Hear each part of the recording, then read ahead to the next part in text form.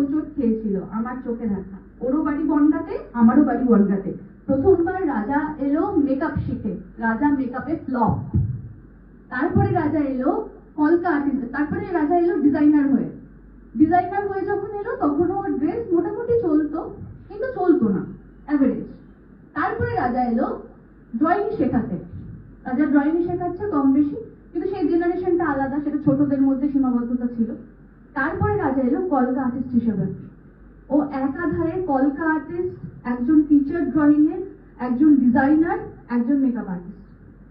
তারপরে তো ওই টপিকটা আছেই যে একজন মেকআপ আর্টিস্টের মধ্যে সব গুণ থাকে না। একজন ভালো মানুষ হওয়া, একজন ভালো টিচার হওয়া, একজন ভালো মেকআপ আর্টিস্ট হওয়া, সবকিছু।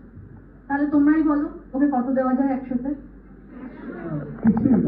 রাষ্ট্রপতি নিয়ে যাও, এটা ফ্যামিলি করে দেবে বলবো।